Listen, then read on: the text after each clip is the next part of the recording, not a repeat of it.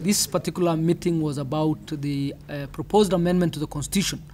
to get affirmative action on the gender question, gender equity in terms of representation. And we have had a long-standing proposal from the Ministry of Justice on amending the Constitution in respect of this. This is a major issue. It is the first proposal to amend the Constitution. It is a matter that has been with us for several years, and we believe time has come for us to put this matter to bed. We have had a long discussion, and finally we have agreed that we move with the proposal that A, we have the quota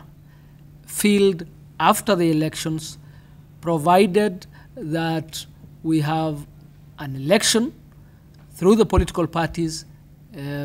supervised by the IEBC as required by the Constitution, so that we have a list prior to the election filed with the IEBC out of that process. And then after the elections, we look at how many members of the National Assembly are male and how many are female, and then we look at the requirements in terms of the 2/3 and 1/3 gender rule, and then fill the balance through the nominated process as listed by each of the political parties. In terms of supervising, IEBC will be looking at the compliance with the principles of the Constitution in terms of ethnic, regional, and of course the gender diversity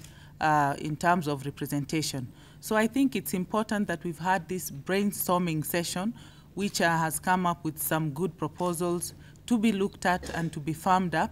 to ensure that the numbers for women, especially for the National Assembly, are firmed up in terms of representation. And this has, yes, been a long-standing amendment that was brought to the House last year, but has not, of course, seen the light of day. We hope that this time round it will see the light of day so that women can be represented. And, of course, hoping that as we look at the compliance by political parties, IEBC will be seeking to ensure that political parties nurture democratic principles in the letter and spirit of the Constitution. We feel confident that they will be able to persuade the other honorable members of Parliament so that we can together, they can pass this amendment and they can also pass the related election rules so that we can together be able to say we are ready for the election, and that we will avoid the possibility of any crisis. From our perspective, this is necessary as a matter of implementing the Constitution of Kenya 2010, and of course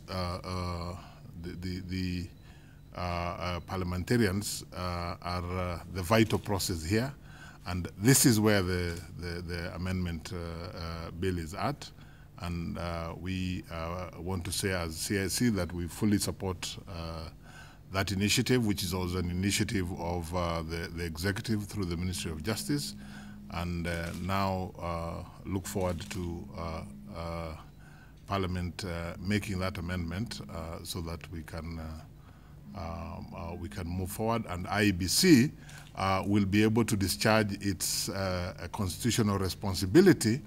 And in particular, I think what needs to be emphasized that unlike in the past where the nominations which were required were done in a haphazard manner, and in a manner that sometimes was not one that could entirely be or easily be explained,